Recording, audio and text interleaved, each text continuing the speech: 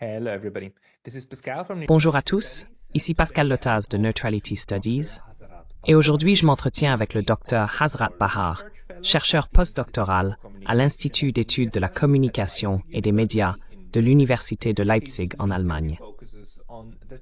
Ses recherches portent sur la transformation du système médiatique afghan au cours des 2 dernières décennies, et il m'a été recommandé par un très proche ami comme la personne idéale pour discuter de la crise actuelle entre l'Inde et le Pakistan du point de vue afghan, puisque la politique de la région est inextricablement liée entre ces 3 pays. Dr Bahar, bienvenue. Dr. Bahar, welcome. Merci beaucoup, Pascal. Spécialement et encore une fois, c'est beau de m'inviter.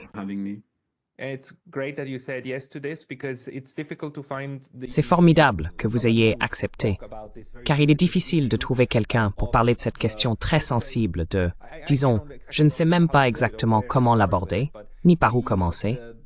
Mais le sous-continent indien et l'Asie centrale sont liés par une longue histoire, de nombreuses similarités et différences ethniques, et bien sûr l'expérience coloniale. Et, fait intéressant, l'Afghanistan n'a pas été colonisé, n'est-ce pas? Mais l'Afghanistan moderne est aussi, dans une certaine mesure, le résultat du colonialisme britannique. Pourriez-vous peut-être commencer par nous expliquer comment la division entre l'Afghanistan et le Pakistan continue d'influencer la situation politique aujourd'hui?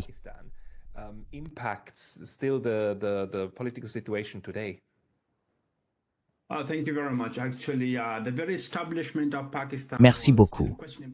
En réalité, la création même du Pakistan restait sujette à controverse pour les habitants de l'Afghanistan, ou du point de vue officiel du gouvernement afghan.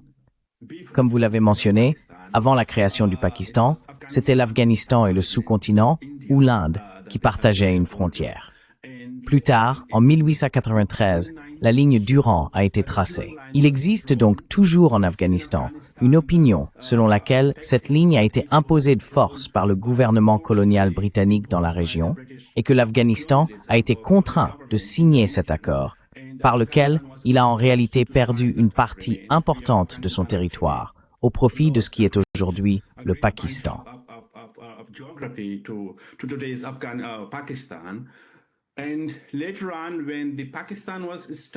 Et plus tard, lorsque le Pakistan a été créé en 1947, l'Afghanistan a été le premier pays, je dirais, à rejeter la création du Pakistan. Et il y avait de nombreuses raisons à cela. La première raison était que les populations auraient dû avoir la possibilité de décider si elles voulaient rejoindre l'Afghanistan, le nouveau pays du Pakistan ou l'Inde. Mais le Pakistan n'a en réalité pas offert cette option à ses populations. Car lorsque la ligne Durand a été tracée en 1893, elle a en fait divisé la même ethnie, l'ethnie Pashtun, qui reste aujourd'hui l'ethnie majoritaire en Afghanistan. Et aussi, si je ne me trompe pas, plus de 40 millions de Pashtuns vivent au Pakistan. Ainsi, cette ethnie a été divisée.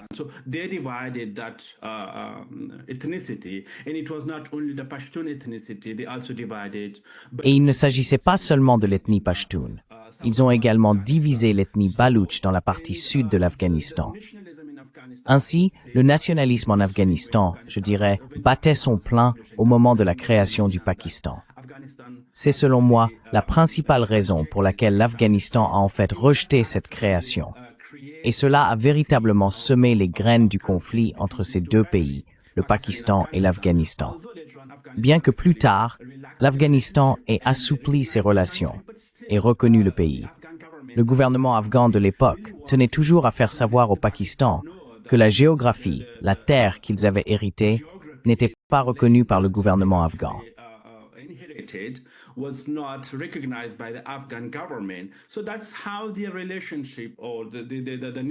C'est ainsi que la relation ou le voisinage a réellement été établi.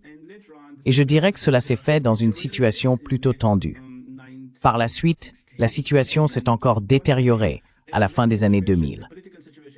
Et une fois de plus, lorsque la situation politique en Afghanistan s'est dégradée dans les années 1970, le Pakistan en a profité et a soutenu ces groupes islamiques qui se sont ensuite retournés contre le gouvernement afghan. Ces groupes se sont réfugiés au Pakistan, y ont reçu une formation, y ont été armés et ont bénéficié d'un soutien logistique et idéologique au Pakistan. Ils ont d'abord combattu le gouvernement afghan, puis l'occupation soviétique. Ce genre d'expérience amère entre ces deux pays existe encore aujourd'hui.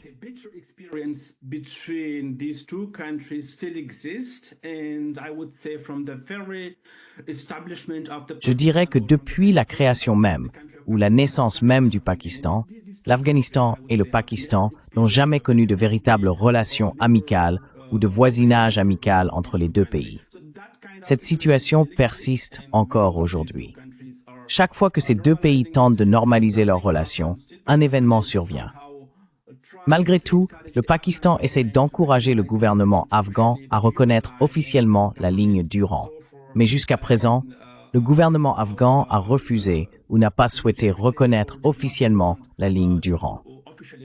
Ce n'est qu'un aspect de la relation, et de nombreux autres facteurs ont également joué un rôle entre ces deux pays.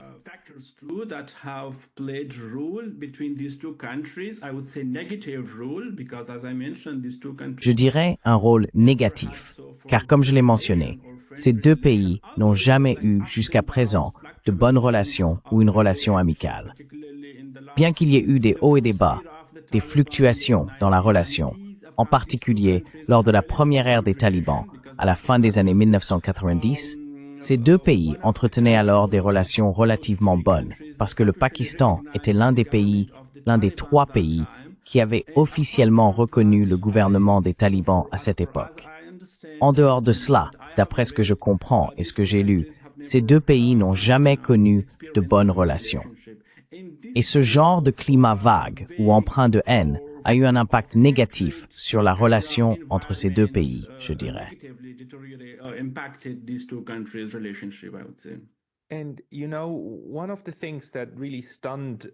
Et vous savez, l'une des choses qui a vraiment stupéfié beaucoup d'entre nous récemment, c'était, je crois que c'était la semaine dernière ou déjà il y a 10 jours, lorsque, immédiatement après l'attentat terroriste au Cachemire, où ces touristes indiens ont été tués, il y a eu une interview avec le ministre des Affaires étrangères du Pakistan.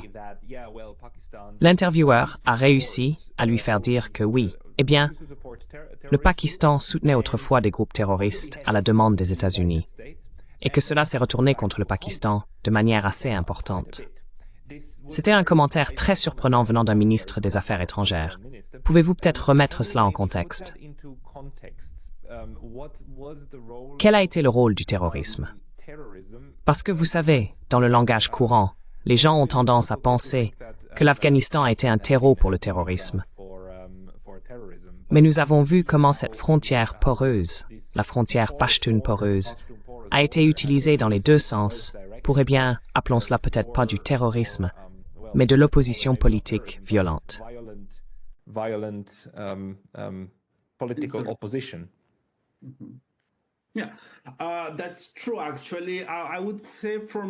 C'est vrai, en fait. Je dirais que pour moi, ce n'était pas un commentaire surprenant. Mais ce qui me surprendrait, c'est que les responsables officiels du gouvernement pakistanais reconnaissent ce qu'ils ont fait. Peut-être est-ce à cause des États-Unis, ou peut-être à cause de leur propre intérêt national, je dirais. Je serais prudent en désaccordant sur le fait que ce soit uniquement à cause des États-Unis ou de l'Occident, car d'après ce que je comprends, c'est aussi lié à la question du Cachemire avec l'Inde. Et comme je l'ai mentionné, afin de déstabiliser le gouvernement afghan, le gouvernement pakistanais a en réalité encouragé et soutenu ces organisations religieusement radicales, je dirais.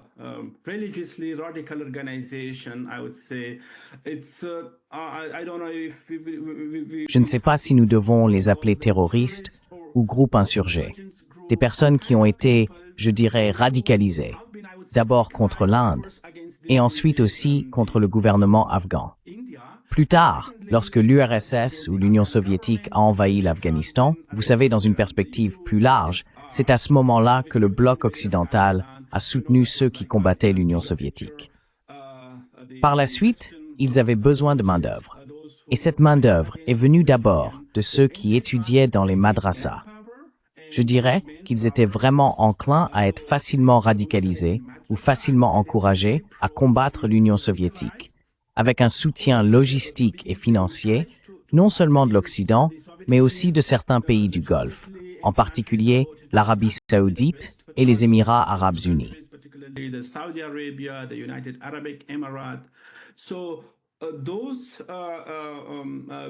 Donc ces groupes, je dirais, ont émergé au Pakistan sous la supervision de ce qu'ils appellent l'establishment, en termes simples, l'armée pakistanaise. Ils ont été formés, soutenus et utilisés non seulement pour les objectifs stratégiques de l'Occident, mais aussi pour les objectifs stratégiques du gouvernement pakistanais. Comme je l'ai mentionné, ils disposaient de cette main-d'œuvre pour combattre l'Inde au Cachemire. Et ils avaient cette main-d'œuvre pour, d'une certaine manière, déstabiliser ou combattre le gouvernement afghan.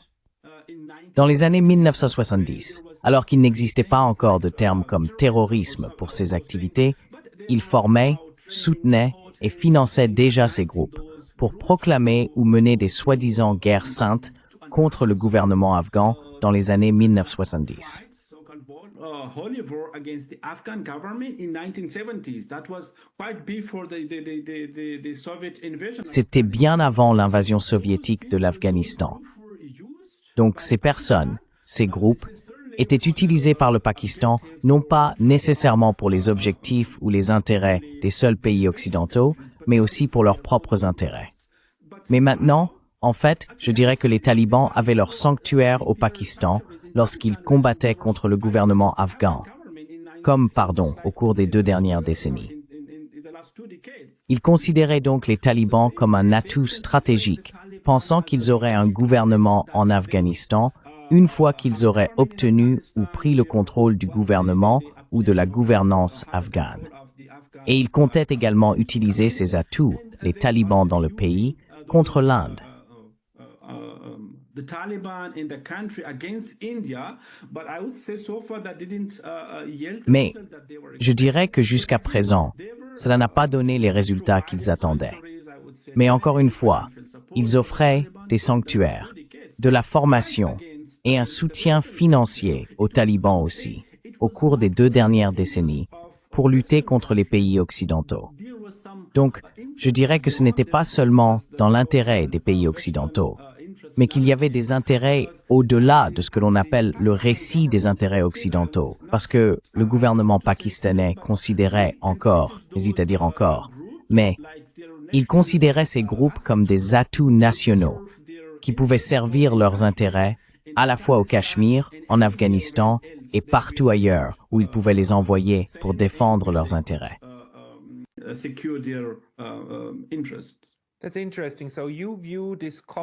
C'est intéressant. Considérez-vous ce commentaire du ministre des Affaires étrangères pakistanais comme quelque peu trompeur, dans le sens où il essaie de rejeter la faute sur les États-Unis pour un problème qui était clairement une stratégie pakistanaise dès le départ, à savoir l'utilisation d'opérations clandestines dans son voisinage immédiat, à la fois en Afghanistan et en Inde. Est-ce que je comprends bien?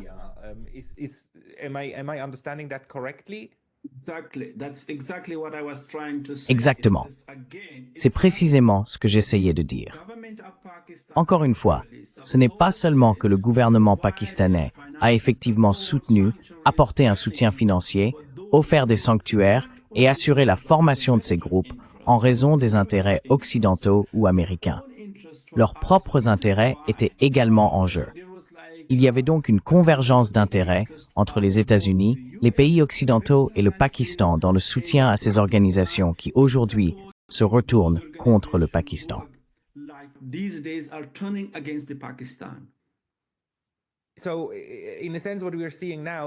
Donc, en un sens, ce que nous voyons maintenant, c'est que le Pakistan est incapable de contrôler, car le Pakistan a aussi été victime d'attentats terroristes, n'est-ce pas? Ce n'est pas seulement l'Inde et l'Afghanistan. Je veux dire, cela arrive aussi au Pakistan. Et d'une certaine manière, le Pakistan est en train de perdre le contrôle sur cette force qu'il a lui-même créée. Pensez-vous qu'il l'admette désormais? Y a-t-il un changement de stratégie?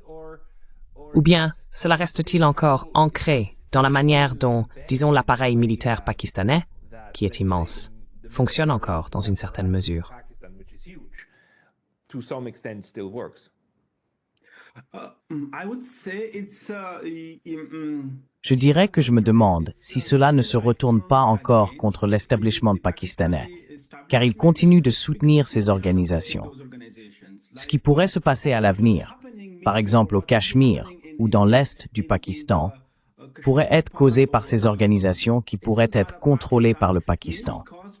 Je dirais que l'attaque récente, bien qu'elle n'ait pas été officiellement revendiquée, Mao est d'une certaine manière liée à ces organisations, dont les membres ou la direction se trouvent toujours au Pakistan.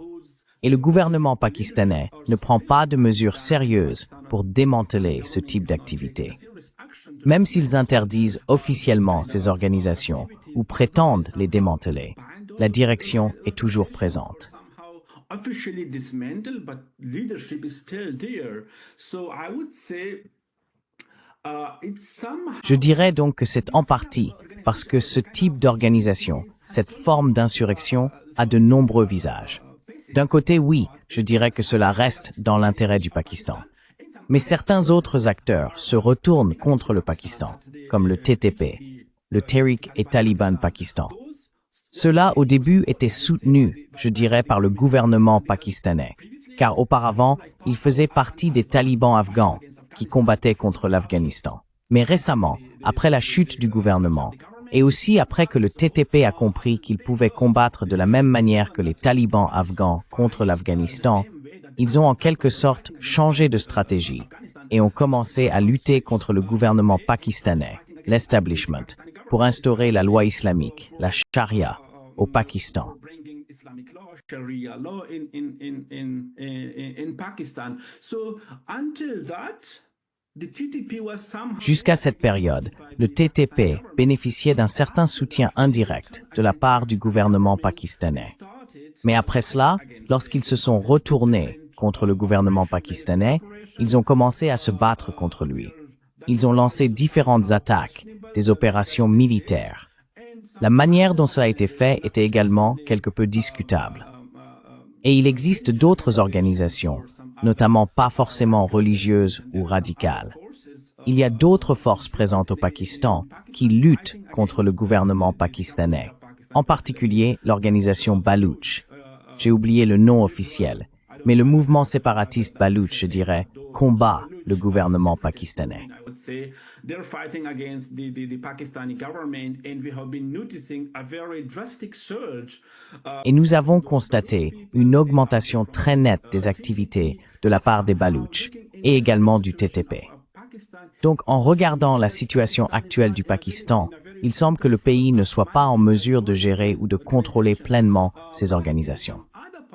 Mais d'un autre côté, je dirais que le Pakistan est très détendu, ou ne prend pas de mesures contre les organisations qui ne remettent pas en question l'establishment ou l'autorité du gouvernement pakistanais.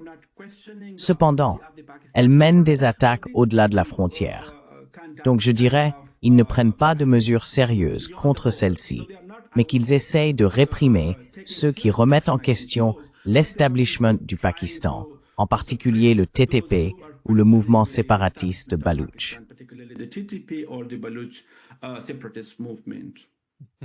So at the same time, Donc, en même temps, il y a un soutien pour certains groupes jugés utiles et une lutte contre les groupes qui s'y opposent. Je veux dire, c'est donc un problème relativement simple pour le Pakistan, vu sous cet angle. Bien sûr, la réalité sur le terrain est beaucoup plus complexe. Mais pourriez-vous aussi nous parler un peu de l'administration du Pakistan? Je veux dire, c'était quand déjà, il y a un an et demi, Imran Khan, le premier ministre élu, a été évincé du pouvoir. Il croupit maintenant en prison et ses partisans sont réprimés. Le rôle de l'armée pakistanaise, tel que je le perçois, c'est ma perception, mais je ne suis pas un expert. Je vois le Pakistan très semblable à l'Égypte.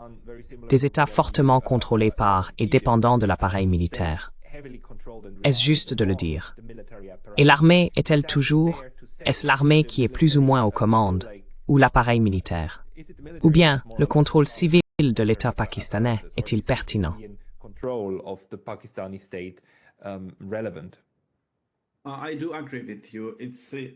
Je suis d'accord avec vous. En fait, depuis le tout début, depuis la création même du Pakistan, c'est l'armée qui a dominé.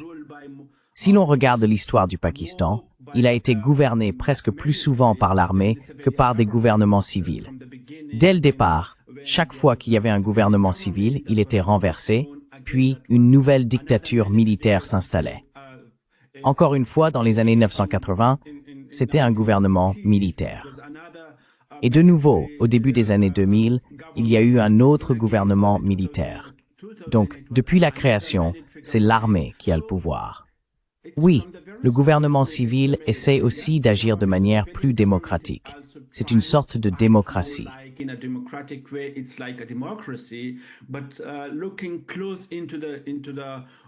Mais en examinant de près les opérations de l'establishment pakistanais, nous comprenons, comme vous l'avez justement mentionné, que c'est Imran Khan qui a été, je dirais, amené au pouvoir, bien qu'il ait été élu. Mais en regardant de près comment l'élection s'est déroulée, je dirais qu'il a été placé là par l'armée, parce qu'ils étaient sur la même longueur d'onde à ce moment-là. Et une fois que Imran Khan a commencé à critiquer l'establishment, l'armée, il a été, je dirais, non pas renversé par un coup d'État, mais renversé d'une manière qui s'en rapproche. L'opposition a été unie, je dirais une fois de plus, par l'armée, et ils ont disqualifié Imran Khan.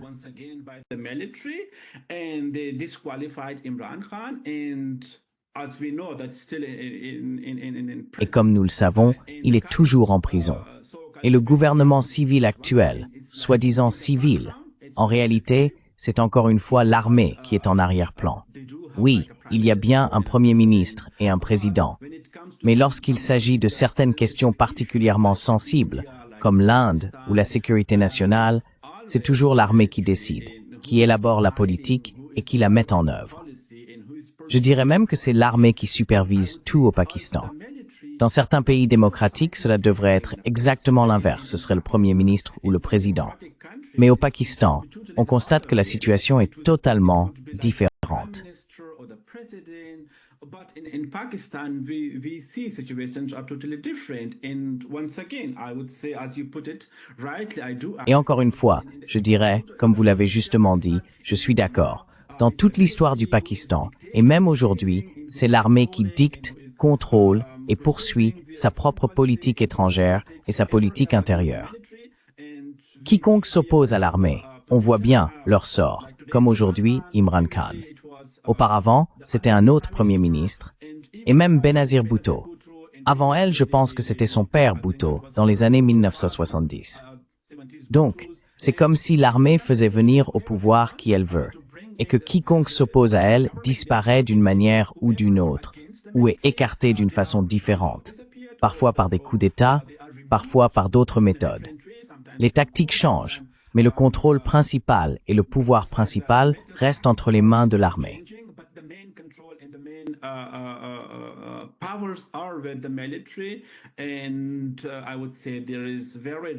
Et je dirais qu'il y a très peu de place pour un gouvernement civil, tant qu'il s'oppose à l'armée. S'ils sont sur la même longueur d'onde que l'armée, cela ne pose pas de problème. Il n'y aura aucun souci, comme on le voit dans la situation actuelle au Pakistan. Le gouvernement civil ne remet pas en question ni ne conteste ce que fait l'armée. Donc tout va bien. Mais dès que le gouvernement civil commence à remettre en question ou à contester l'autorité de l'armée, la situation change complètement. Et encore une fois, c'est l'armée qui dirige la politique étrangère et la politique intérieure du pays.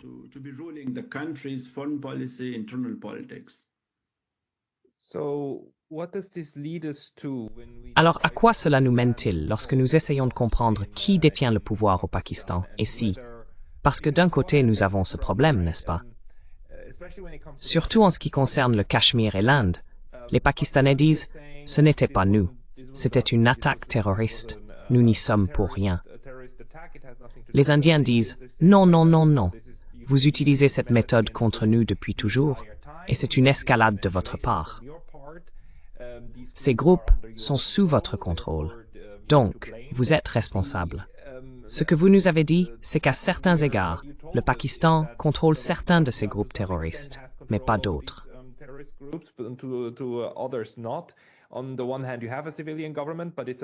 D'un côté, il y a un gouvernement civil, mais il n'est aux commandes que tant qu'il est en accord avec l'armée. Peut-on s'attendre à ce que le Pakistan dispose d'un processus de prise de décision plus ou moins centralisé qui le rende gouvernable?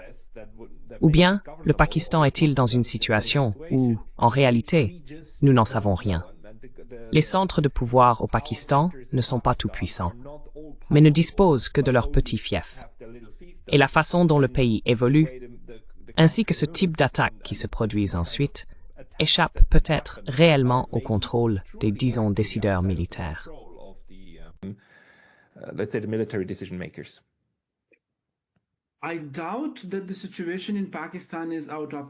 Je doute que la situation au Pakistan échappe au contrôle de l'armée.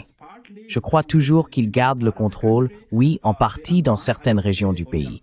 Je dirais qu'ils ne contrôlent pas ou qu'ils ne parviennent pas à contrôler très efficacement, en particulier au Baloutchistan et dans la région des Fatah au Pakistan.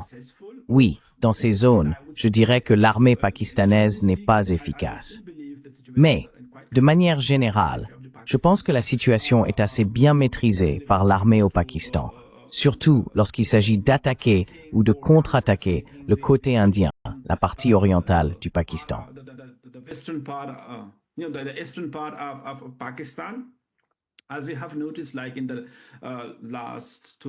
Comme nous l'avons constaté en 2019 et 2020, il y a également eu une sorte d'affrontement entre ces deux pays, le Pakistan et l'Inde. Je dirais que le Pakistan a plutôt bien réagi. Je me demande si l'Inde mènerait à nouveau une frappe chirurgicale similaire. Si cela se produit, le Pakistan pourrait répondre de la même manière. Cela signifie que le Pakistan, je dirais, garde encore le contrôle de la situation globale, même si les problèmes, selon moi, deviennent plus importants. Il ne s'agit pas seulement du mouvement séparatiste baloutche. Il y a aussi un autre mouvement. On pourrait mentionner le TTP, qui crée désormais des problèmes à un point tel que l'armée pakistanaise ne les contrôle plus aussi facilement, ou ne peut plus les contrôler comme auparavant.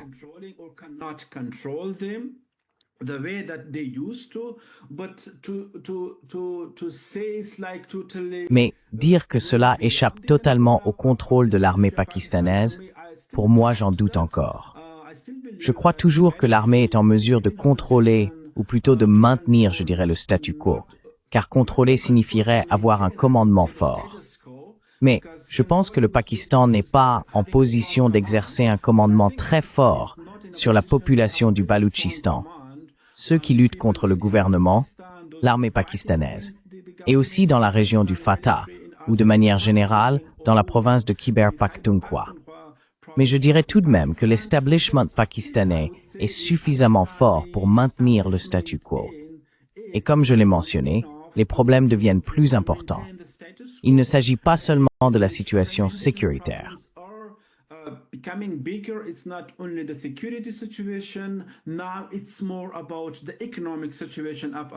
Aujourd'hui, il s'agit davantage de la situation économique du Pakistan, car elle se détériore, et la dette qu'ils reçoivent augmente, tandis que le remboursement de ces dettes dépasse la capacité du gouvernement pakistanais actuel.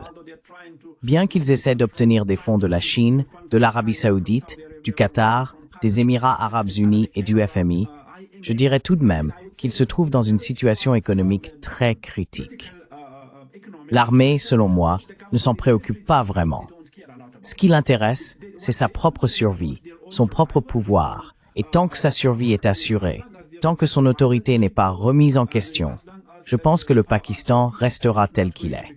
Et l'armée, je dirais, est en position de maintenir cela, tant que son autorité et sa légitimité ne sont pas contestées ou remises en cause.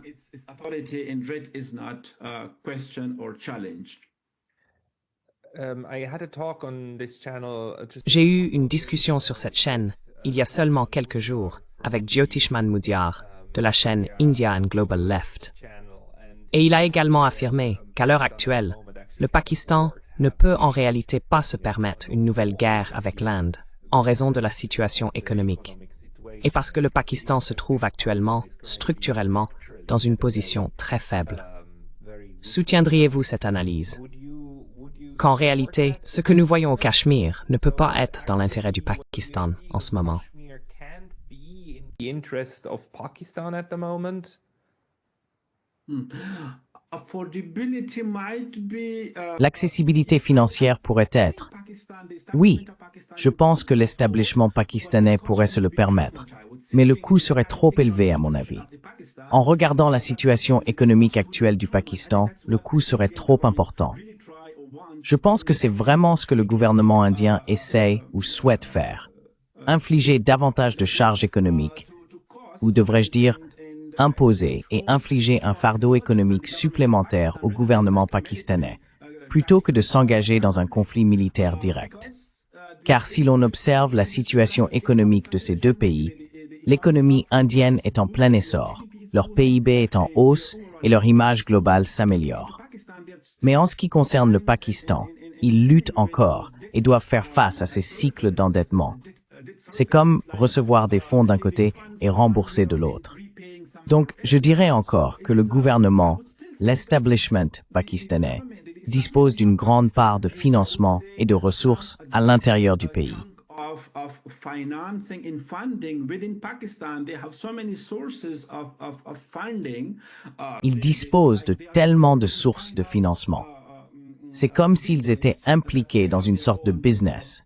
Ils ont leurs propres banques, leurs propres associations caritatives, leurs propres entreprises de construction, des usines. Donc ils reçoivent des fonds de nombreuses sources différentes, mais ils ne se soucient pas du gouvernement civil ni du peuple. Je pense donc que le gouvernement pakistanais, l'establishment pakistanais, est en mesure de se le permettre. Mais le coût, à mon avis, est trop élevé.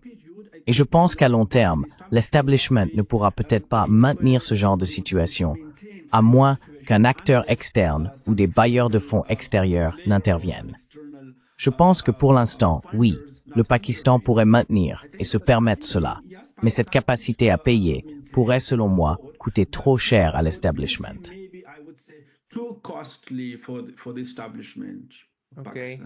And if we look at the situation, Et si l'on regarde la situation dans la région Pashtun, et vous en avez déjà parlé au début, n'est-ce pas?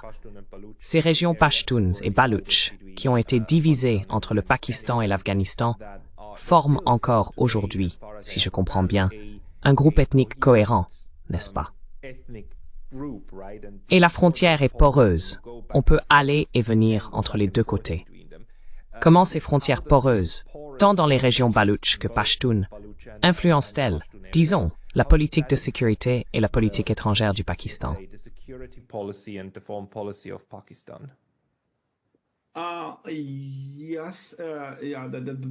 Oui, je dirais que la frontière est dans une situation très délicate.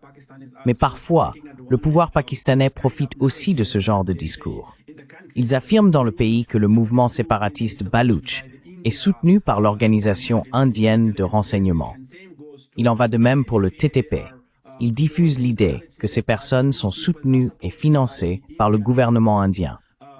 Récemment, il y a un autre mouvement que je qualifierais de très authentique, le PTM, Mouvement pour la protection des Pashtuns ou Pashtun Protection Movement. Tahaffuz movement or Pashtun protection movement, it's also sometimes blamed that they are also Il est également parfois affirmé qu'ils reçoivent le soutien du gouvernement indien. J'en doute vraiment totalement de ce genre de récit. Oui, la frontière est très poreuse. Elle est, je dirais, dans une situation très délicate, et le gouvernement pakistanais n'est pas en mesure de contrôler cette région. Mais je dirais aussi qu'il profite stratégiquement de ce récit pour dire aux Pakistanais locaux, regardez, ces Baloutches sont contre l'establishment parce qu'ils reçoivent le soutien du gouvernement indien.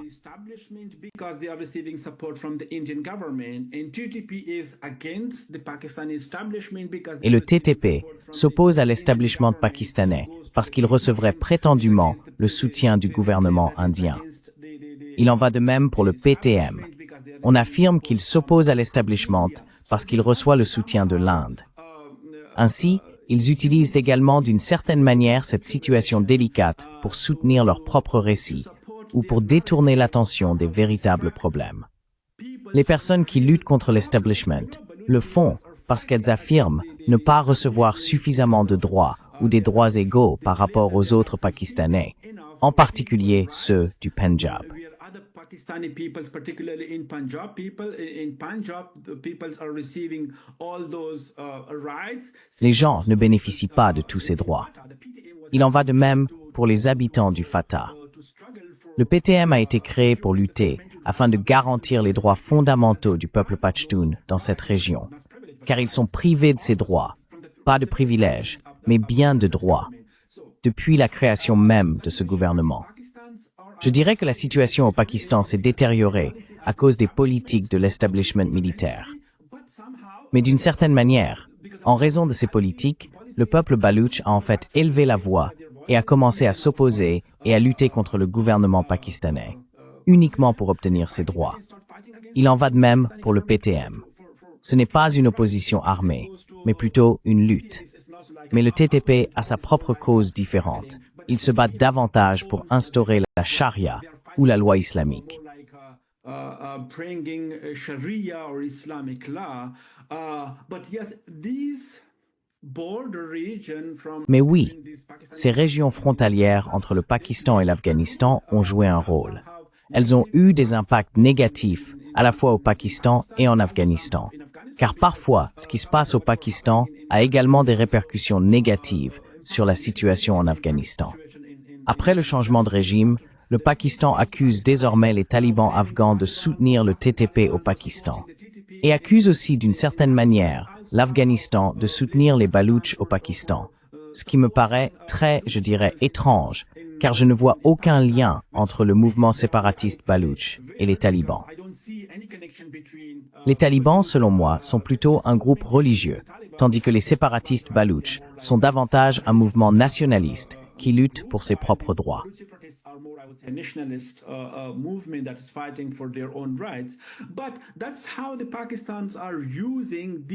Mais c'est ainsi que les Pakistanais utilisent ces types de mouvements, comme les Baloches, le TTP et le PTM, comme prétexte pour détourner l'attention du peuple pakistanais du véritable problème.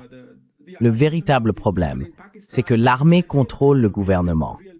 L'armée dirige le pays comme elle l'entend, et elle ne se soucie pas du fardeau économique ni des difficultés de la population locale.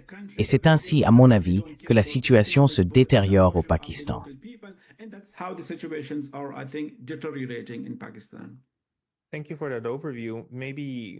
Merci pour cet aperçu.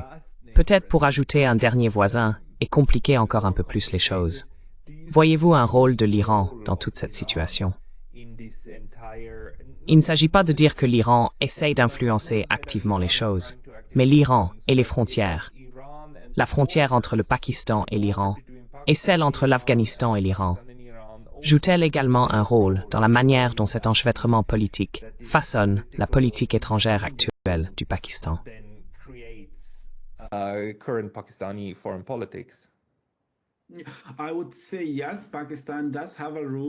Je dirais que oui, l'Iran joue un rôle. Et je pense qu'il y a environ 3 mois, l'armée iranienne a effectivement frappé des positions à l'intérieur du Pakistan, affirmant que des organisations que l'Iran qualifie d'organisations terroristes y disposent de sanctuaires. Et l'Iran a directement ciblé ces positions. J'ai oublié le nom de cette organisation, mais c'est quelque chose comme Jaish al-Adl, ou un groupe similaire. Ainsi, le gouvernement et l'armée iraniens ont effectivement mené ces frappes. Par la suite, le gouvernement et l'armée pakistanais ont également réagi de la même manière. Ils ont aussi frappé certaines positions en Iran.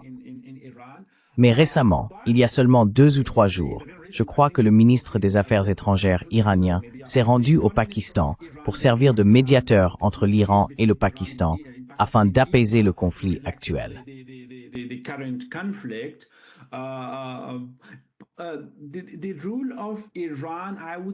Je dirais que le rôle de l'Iran n'est pas si visible, ou je dirais si impactant. Mais oui, vous savez, toute la région est d'une certaine manière très interconnectée, je dirais. Regardez la position de l'Afghanistan. Il est bordé par l'Iran et aussi par le Pakistan. Et certains groupes opèrent en Iran. Parfois, l'Iran accuse l'Afghanistan pour certains groupes. Au Pakistan, le Pakistan accuse l'Afghanistan. Et auparavant, c'était le gouvernement afghan qui accusait ces mêmes pays, l'Iran et le Pakistan, de soutenir ou d'héberger des groupes opposés à l'Afghanistan ou combattant contre le gouvernement afghan. Je veux dire, cette région est tellement interconnectée, mais certains pays sont plus étroitement liés et ont plus d'influence les uns sur les autres que d'autres. And they have more influence on each other than other. I would say yes, Iran does have a role, but I would say Je dirais que oui, l'Iran joue un rôle, mais je pense que son rôle et son impact ne sont pas aussi significatifs que ceux du Pakistan en Afghanistan ou du Pakistan en Inde. Mais l'Iran tout de même a un rôle à jouer. Parfois, ils essayent de se présenter davantage comme médiateurs. Récemment, la relation entre l'Iran et l'Afghanistan, je dirais, après le changement de régime, est plutôt bonne. Certaines délégations des talibans se rendent en Iran et des délégations iraniennes viennent en Afghanistan.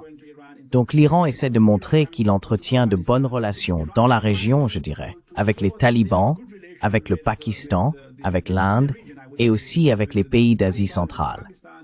Mais je dirais que leur rôle, en particulier avec le Pakistan, n'est pas tellement différent de celui de l'Inde en Afghanistan.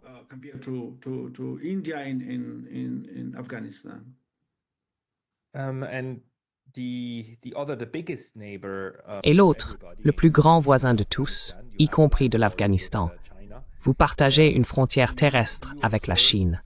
Quelle est votre impression de l'implication chinoise dans la relation entre l'Afghanistan, le Pakistan et l'Inde? Afghanistan-Pakistan-India relationship. Yeah, I would say, Je dirais que la Chine et l'Inde se trouvent dans une position relativement différente parce qu'elles se considèrent comme des concurrentes et leurs relations ne sont pas aussi bonnes que celles entre la Chine et le Pakistan ou la Chine et l'Afghanistan. Mais dans l'ensemble, en regardant la situation actuelle, en particulier l'attaque qui a eu lieu il y a 2 semaines au Cachemire, la Chine essaye de préciser, je dirais, la lutte, le conflit entre le Pakistan et l'Inde.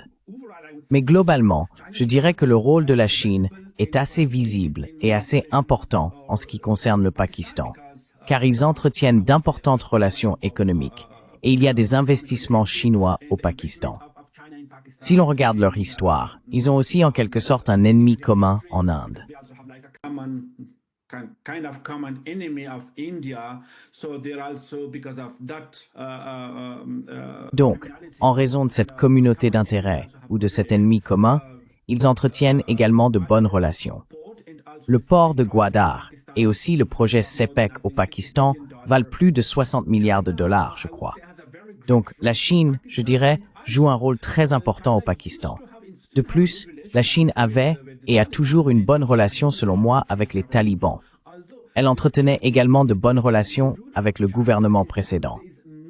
Même si le rôle de la Chine n'est pas aussi important ou aussi visible que celui d'autres grandes puissances, comme les États-Unis, en Afghanistan, la Chine a tout de même un impact. China does have an impact, and particularly after the withdrawal of the US forces. Et particulièrement, après le retrait des forces américaines d'Afghanistan, la Chine considère l'Afghanistan comme une zone stratégique. Elle a commencé à investir et établit également de bonnes relations avec les talibans, car auparavant, la Chine n'était pas vraiment amicale ou satisfaite du précédent gouvernement taliban dans les années 1990. Cela s'expliquait par la présence de certains groupes, comme le groupe ouïghour, qui combattaient contre la Chine. La Chine pensait que ces personnes étaient formées et soutenues en Afghanistan ou dans la région du Fatah au Pakistan. Aujourd'hui, la Chine essaye donc d'empêcher que l'Afghanistan ne redevienne un pays où différents groupes pourraient être formés, soutenus et financés. Des groupes qui pourraient ensuite remettre en question ou commencer à combattre en Chine. Question or start fighting in China. So I think China is having a very strong. Je pense donc que la Chine adopte une vision très tournée vers l'avenir dans cette région et qu'elle a établi des relations relativement bonnes avec les talibans et des relations bien meilleures encore avec le Pakistan. Mais en ce qui concerne l'Inde, je pense qu'ils se considèrent davantage comme des concurrents. Malgré tout, je dirais que la Chine essaye d'apaiser le conflit actuel. De plus, la Chine estime que tout conflit ou guerre dans cette région ne sert pas ses intérêts nationaux ni ceux de la région dans son ensemble, car l'approche de la Chine y est davantage axée sur l'économie. Je dirais qu'en ce moment, ils ne s'intéressent pas vraiment à savoir qui gouverne qui. La démocratie ne les intéresse pas. Who is ruling who is they don't care about the democracy, they don't care about the type of government like the Western. Ils ne se soucient pas du type de gouvernement, contrairement aux pays occidentaux qui prétendent s'en soucier. Mais malgré tout, ils considèrent les pays ou les régions en fonction de leurs intérêts économiques. C'est pourquoi je pense qu'ils établissent une bonne relation, avec, disons, l'Afghanistan. Et aussi, l'Afghanistan voit la Chine comme une puissance émergente avec laquelle il est important d'entretenir de bonnes relations. Car, d'un point de vue économique, la Chine est, je dirais, la plus grande économie de cette région, et il existe un grand potentiel entre l'Afghanistan et la Chine pour exploiter ce potentiel. La Chine a besoin de ressources naturelles, tandis que l'Afghanistan a besoin d'investissements. Natural resources, while Afghanistan need an investment. I think that's where their interests are kind of. Je pense que c'est là que leurs intérêts convergent. Et c'est pareil pour le Pakistan. Je pense qu'au Pakistan, il ne s'agit pas seulement d'intérêts économiques. Ils ont aussi, comme je l'ai mentionné, un ennemi commun. Donc leurs relations sont, je dirais, assez stratégiques. Et ils s'appellent mutuellement, j'ai oublié le terme exact qu'ils utilisent, amis pour toutes les saisons, je crois. Oui, ils utilisent amis pour toutes les saisons l'un pour l'autre. Et la Chine intervient toujours, en particulier sur le plan économique, pour aider l'establishment ou le gouvernement pakistanais lorsque la situation au Pakistan, surtout la situation économique, n'est pas bonne. Pakistan's particularly economic situations are not good. It's first China that are step in help. C'est d'abord la Chine qui intervient et apporte son aide. Mais lorsqu'il s'agit de l'Inde, une fois de plus, l'Inde considère toujours la Chine comme un concurrent. Pourtant, la Chine, je dirais, est d'une certaine manière plus neutre dans cette région. Je doute que son rôle soit encore neutre vis-à-vis du Pakistan, mais comparé à d'autres régions, je pense que la Chine joue un rôle neutre. Néanmoins, je dirais que la Chine exerce une forte influence, notamment en Afghanistan, mais aussi dans tous les pays d'Asie centrale, le Kirghizistan, le Tadjikistan, tous ces pays, ainsi que l'Iran, et un rôle encore plus important au Pakistan. Mais l'Inde et la Chine se considèrent comme des concurrents.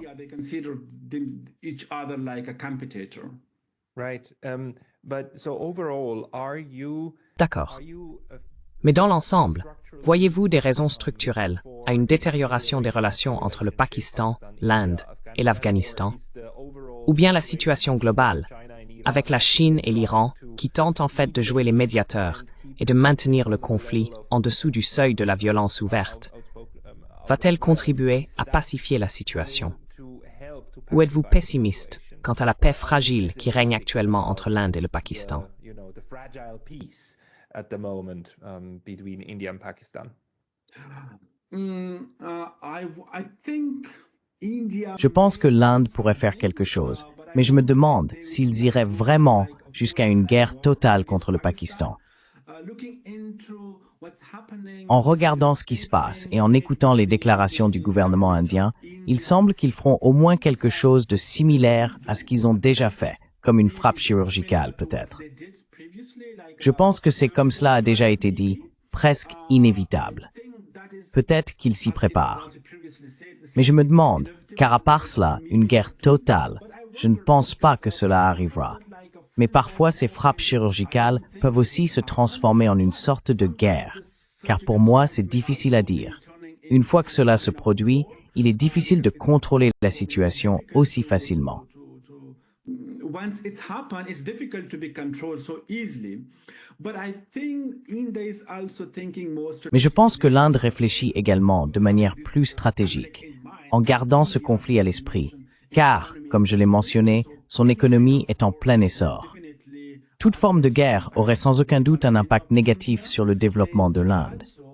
De plus, toute guerre avec le Pakistan renforcerait davantage le récit créé au sein du Pakistan par l'armée.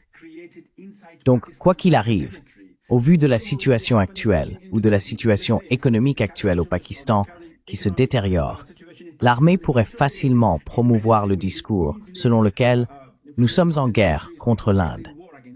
Ainsi, même si l'Inde cherchera sans aucun doute à affaiblir davantage la position ou l'économie du Pakistan, je doute qu'elle mène ou engage une guerre totale. Conduct or they may go into like a full-fledged war. And the same is, I think, a war in that region is. Et je pense que c'est pareil. Une guerre dans cette région n'est pas dans l'intérêt de l'Iran. Et ce n'est pas non plus dans l'intérêt de l'Afghanistan. Ce n'est pas non plus dans l'intérêt de la Chine, si l'on considère ces situations de façon plus stratégique. Car si le Pakistan souffre, une grande partie de l'économie afghane dépend en quelque sorte du Pakistan. Il s'agit de la frontière, des marchandises qui viennent du Pakistan vers l'Afghanistan. Si une guerre éclate dans cette région, la situation se détériorera à coup sûr. Il en va de même pour l'Iran et même pour les pays d'Asie centrale. Donc je pense qu'une guerre est peu probable. Je dirais qu'une frappe chirurgicale très limitée pourrait avoir lieu. Mais je me demande si la situation ira au-delà, car l'Inde ne le souhaiterait peut-être pas. Because India may not want that, and Pakistan definitely is. If you have. Et le Pakistan l'est sans aucun doute.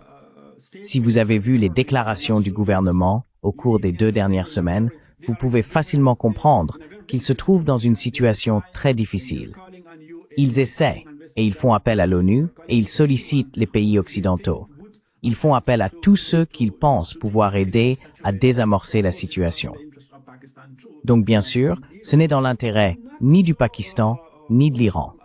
Je ne pense pas que ce conflit se transformera en une guerre totale, mais je pense que certaines frappes chirurgicales sont inévitables. Je pense que cela pourrait arriver.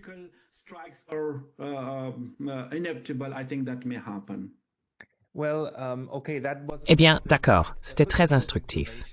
Il y avait beaucoup d'informations. Merci beaucoup, Dr. Bahar.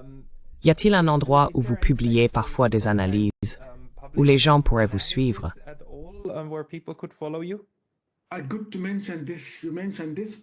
C'est bien que vous mentionniez cela. C'est vous qui avez soulevé ce point, en fait.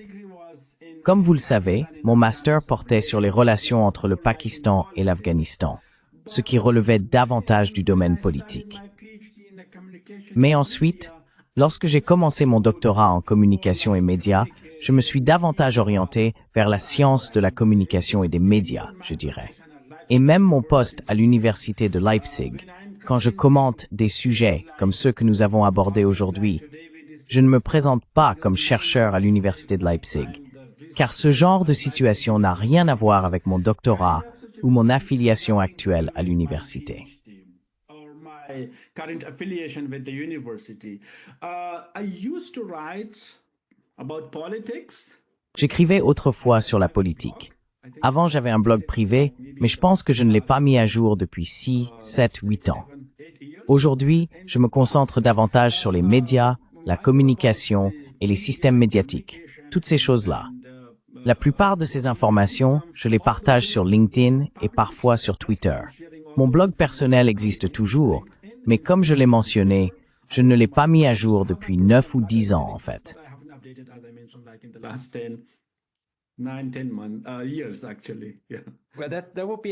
Eh bien, ce serait une bonne raison de recommencer maintenant, car c'était un très bon aperçu. Je vous en remercie beaucoup. Dr. Hazrat Bahar, merci pour votre temps aujourd'hui. Ce fut un plaisir de vous parler, Monsieur Lotaz. Merci beaucoup de m'avoir invité et de m'accueillir.